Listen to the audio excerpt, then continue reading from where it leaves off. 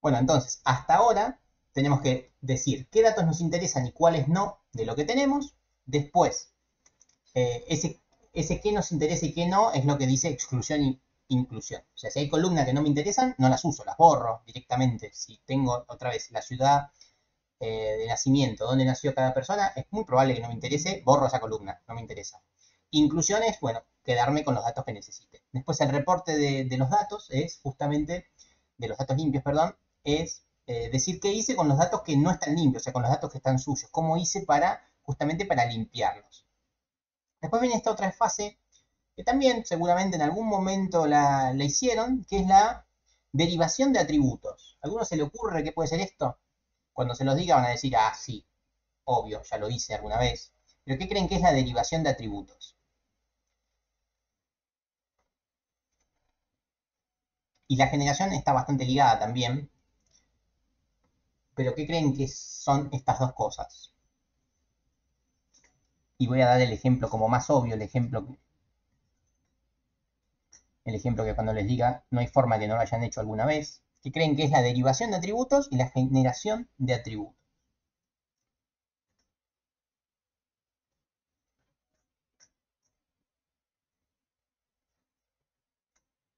Bueno, se los La voy. derivación de atributos sería como abstraer la información, o sea, como hacemos cuando en objetos cuando extraemos las clases. No, Suena a no, eso. no, no, no, no, no sería eso.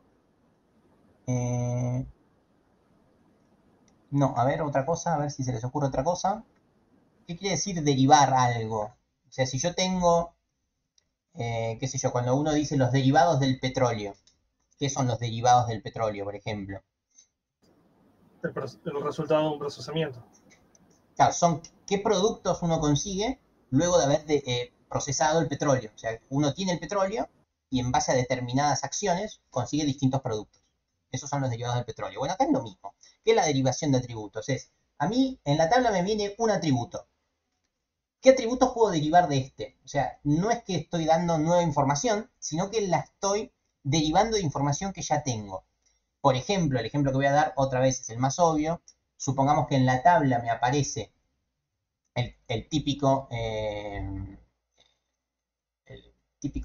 dato de tiempo, ¿sí? Tiempo y hora, ¿no? Por ejemplo, año, mes, día, hora, minuto, segundo, milésima, bueno. Derivación de los datos, ¿qué quiere decir? Dada esa columna, yo me construyo 6 columnas, ¿no? La columna año, la columna mes, la columna día, la columna hora y la columna minutos. Segundo, milisegundo, nanosegundo, la desprecio, no me interesa y vuelvo, que, si querés, a la exclusión de los datos. O sea, genero registros en base a registros que ya tengo. ¿Sí? No me dan nueva información, sino que simplemente la estoy reestructurando de otra forma. O sea, genero datos derivados del que ya tengo. Datos derivados que seguramente me sean más útiles. ¿Sí? Por ejemplo, volviendo a lo del año, es muy probable que me interese más por ahí tenerlo separado. Por ahí el día no me interesa, o sea, verdaderamente el día muchas cosas por ahí no interesan, por ahí te interesa simplemente saber si era hábil o no hábil. Después si era un miércoles o si era un viernes, verdaderamente no va a ser la diferencia. Por ahí simplemente es hábil o no es hábil, para ver si uno está analizando, qué sé yo, el comportamiento del uso de taxis, ¿no?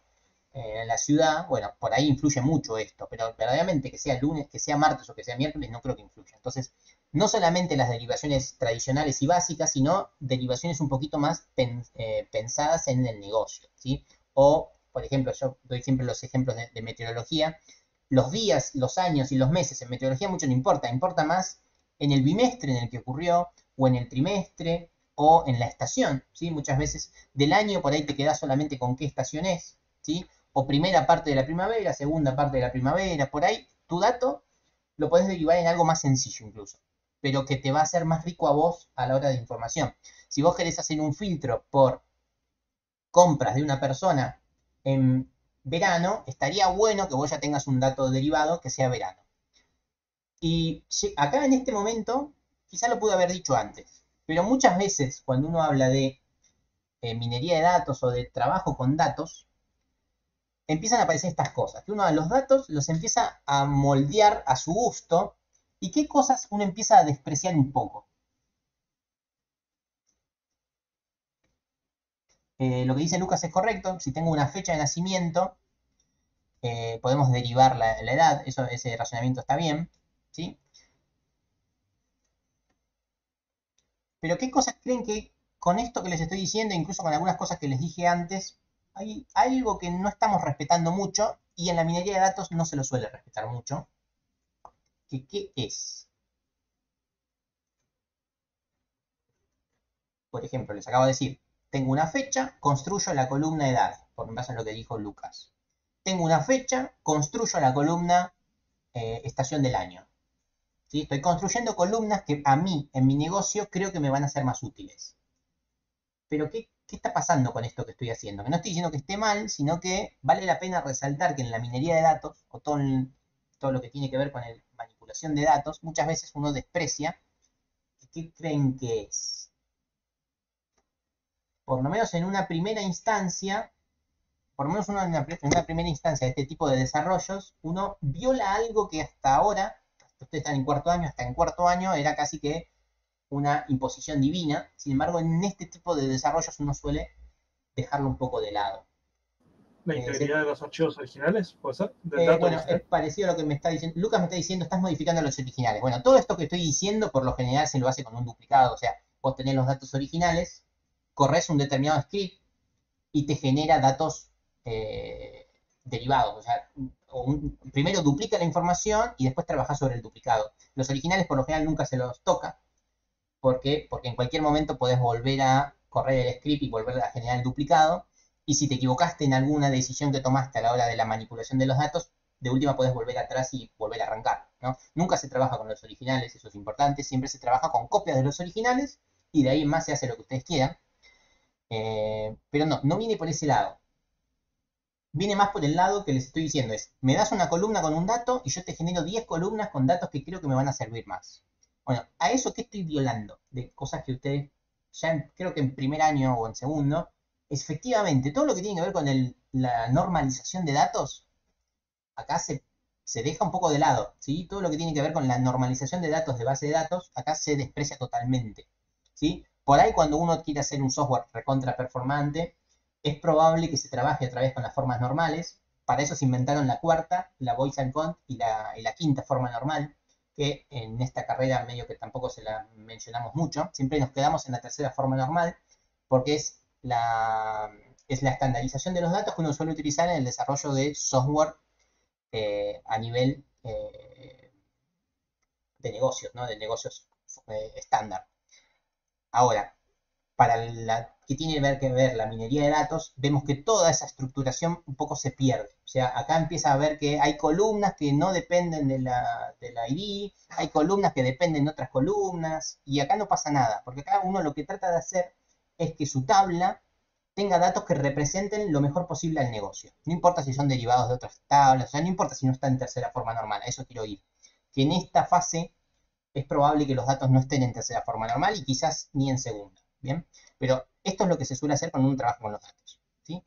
Los describe, los explora y empieza a manipularlos para que de verdad nos den un valor agregado interesante para nuestro desarrollo. Bueno, después generación de registros es básicamente lo mismo, es lo que dijo Lucas. O sea, edad es un nuevo registro. ¿Sí? No está ligado exactamente a la fecha. Es un nuevo registro que se llama edad. Derivación era más como particionar o obtener subinformación de la fecha, por ejemplo. Pero bueno, por eso les decía que la derivación y la generación vienen bastante ligados. O sea, dado un dato inicial, genero muchos otros datos que son más útiles para mi negocio, pero que son datos que ya estaban descritos por la columna inicial. ¿Sí? No es que es nueva información, sino que simplemente la modelé un poco más a mi negocio. Bien, eso es la derivación y la generación de atributos, que eso tiene que estar también en este documento. Si yo voy a trabajar con registros que en una de sus columnas tienen la estación del año, en esta parte del documento tengo que decir cómo hice yo para obtener la estación del año, porque no era un dato que estaba. Bien. Bueno, después la unificación de datos. Acá también, previamente creo que les di un ejemplo. Acá unificación de datos también es bastante trivial, ¿no? ¿Dónde trabaja usted? Uno de los datos. ¿No? Uno pone Cava, el otro pone Ciudad de Buenos Aires, el otro pone Capital. Bueno, unificación de los datos quiere decir que los registros que representan lo mismo que estén escritos de la misma forma. ¿Sí? No que cada uno lo escriba como quiera, eso suele pasar mucho porque muchas veces la información viene de distintos lugares. de distintos subprogramas viene la información. Entonces, en algunos lugares está con mayúscula, en otro con minúscula, en otro desprecia la tilde, en otro no. Bueno, unificación de datos es esto, es el momento en el cual uno se para y dice, para.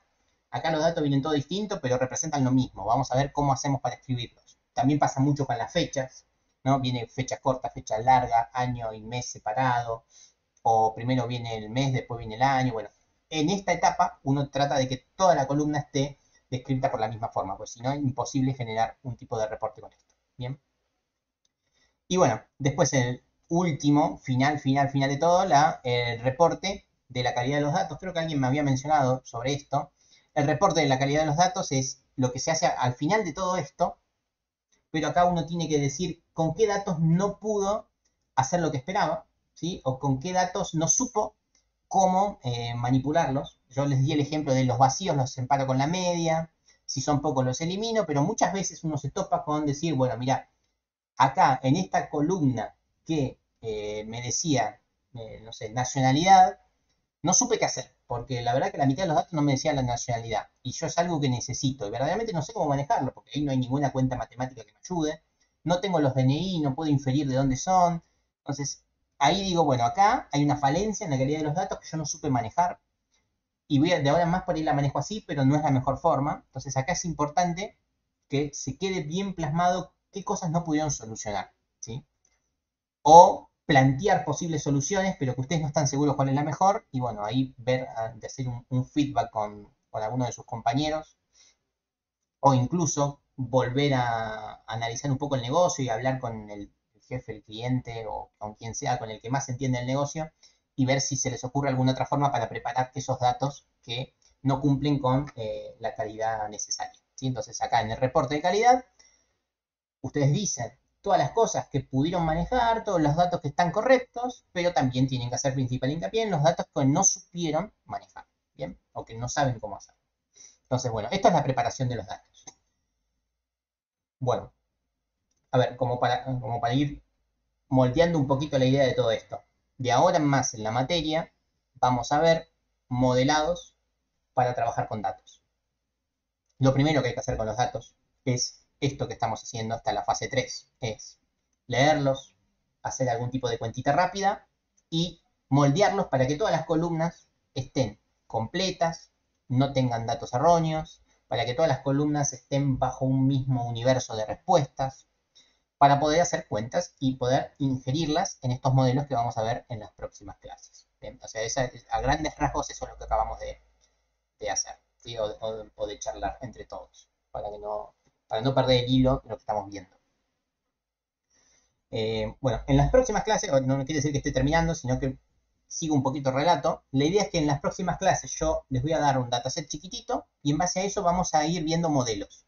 El dataset seguramente ya tenga solucionado todo esto, la inclusión, exclusión, derivación, generación, bien, pero seguramente al final de la materia ustedes van a tener como desafío conseguir un dataset, ¿sí? Alguno de los grupos o varios de los grupos va a tener que conseguir un dataset y va a tener que hacer todo esto, es decir, qué columna le sirve, qué columna no, dada una columna que le sirve, manipularla un poco para poder generar un reporte, nada, definir qué hicieron con los faltantes, definir todas estas cosas que estuvimos charlando y aplicarles algunos de los modelos que vamos viendo en las próximas materias. O sea, ese sería como el cierre de la materia. Tienen datos, los purifican, los arreglan, los limpian, aplican un modelo y con ese modelo consiguen una respuesta, ¿sí? Como para que vayan entendiendo a qué apunta la materia. O sea, básicamente, sí, decime Ramiro, básicamente van a tener que trabajar con datos y generar varias reglas para poder tomar una decisión. Bien. Ahora, reitero, próximas clases vamos a ver modelado. Bueno, ahí te espero, Ramiro. Ahora vamos a ver la fase de modelado. Y acá también lo relato súper rápido porque todas las clases que vienen hablan sobre modelado. Así que no voy a hacer mucho hincapié en esto ni tampoco en las otras fases. La más importante de las de hoy son justamente las de limpieza de datos. Ah, bueno, ¿qué es dataset? Bueno, ¿qué es un dataset? Sí, yo lo ignoré totalmente. Porque, bueno, justamente en lo primero que uno hace es habla del dataset y hace la descripción del dataset. ¿Qué es eso? A ver, que los pregunto a ustedes. ¿Qué es un dataset? Yo siempre doy el ejemplo como en un Excel o en una tabla, pero ¿qué es un dataset en realidad?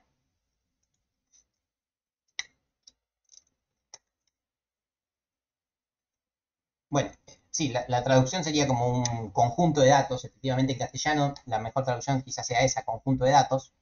Pero el dataset quiere decir es cómo son los datos y qué tienen los datos. Descripción del dataset quiere decir eso, es mis datos son un CSV, mis datos son un Excel, mis datos son no sé, un shapefile, mis datos son una base de datos, mis datos son un CSV y una base de datos y o sea, eso es la descripción del dataset, es decir qué cosas tenés, en qué formato está y todo lo que dijiste previamente, qué columnas tiene, cuál le faltan, cómo lo fueron viendo, ¿sí? Es eso, dataset es eso, es como qué datos tenés, eso se llama dataset. Dataset es como el nombre genérico de los datos que vos tenés, ese es tu dataset, ¿sí? Yo cuando en noviembre cierre la nota de ustedes, mi dataset va a ser sus apellidos con las notas de los trabajos y del parcial. Ese es mi dataset. La descripción del dataset sería, en mi caso, es una planilla de Sheet online con las columnas con cada entregable, etc. Pero dataset es como el nombre genérico de los datos, ¿sí? Se lo suele llamar así porque uno habla en general y no hace referencia a ningún tipo de archivo en particular, ¿sí? Eso es el dataset. Pero está muy bien la pregunta. Yo muy mal lo di por obvio, pero está perfecto porque entiendo que en ninguna materia ustedes hicieron trabajo con datos, ¿no? Corríjanme. No sé si en alguna materia leyeron datos y generaron productos. Se me ocurre que quizás en probabilidad y estadística por ahí hicieron algo así. El problema que quizás lo hicieron con Excel, ¿no? Quizás no lo hicieron tanto con un lenguaje de programación o en una herramienta. Pero en esta materia vamos a tratar de hacer eso. Dado un conjunto de datos con un volumen sustancialmente bueno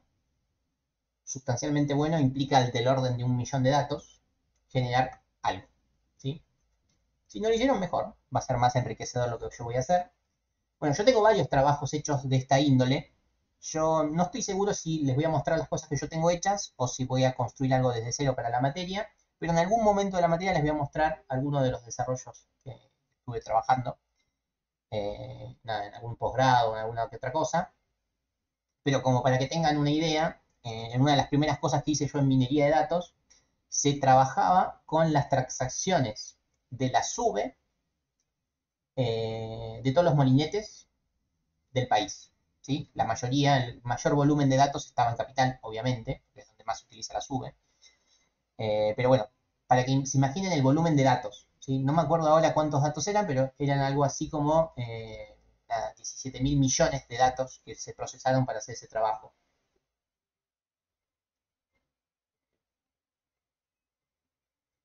Efectivamente, ¿bien? No trabajé para trenes argentinos, pero hicimos un desarrollo para todo lo que tiene que ver con vialidad. Y bueno, mucho de eso vino de los registros de la SUBE, que ya les digo, eran de miles de millones de registros, ¿sí? Y bueno, seguramente les muestre cómo se purificaron un poco los datos y qué problemas hubo y cómo se los solucionaron, ¿sí? Pero más adelante. Y bueno, con otro de los registros con los que también trabajé y seguramente hay cosas para mostrarles o hacerles un pantallazo rápido, es no me acuerdo cómo se llamaba el aplicativo, Ecobicis creo que se llamaba, que bueno, es justamente todos los registros que se generan con las reservas de bicicletas en Cava. En- y esos también eran de un orden de magnitud menor, pero eran muchísimos registros, eran como 5 millones de registros, eran un buen volumen de datos como para realizar un buen trabajo, ¿sí? Entonces, por ahí en algún momento les muestro todas estas fases hechas en un dataset colosal como el de las UVs, ¿sí? Bueno, nada. Entonces, esa parte me gustaría que en alguna parte de la materia la hagan.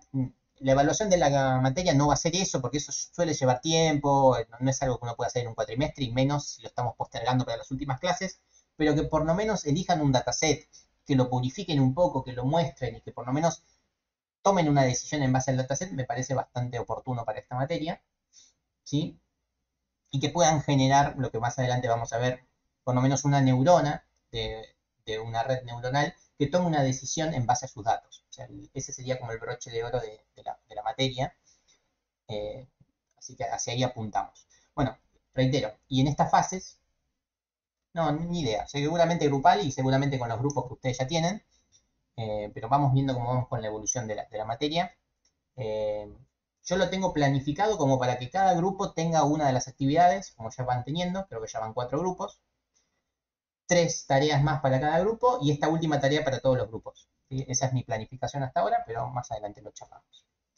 Pero bueno, nada, por ahora simplemente charlamos y súper de oído cómo se manipulan los datos. Falta toda la parte pesada que es la de modelado. ¿Sí? Hasta que no veamos eso no podemos hacer mucho con los datos. Entonces, bueno, la cuarta fase es la de modelado.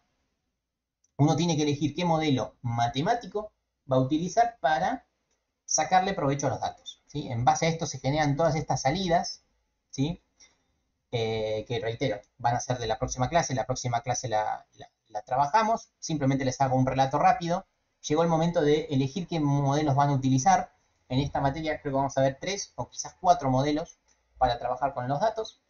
Los modelos básicamente se dividen en 2 grandes tipos, los que son los modelos supervisados y los modelos no supervisados. ¿Qué quiere decir eso? Hay modelos que necesitan de datos fiables para funcionar y otros que no.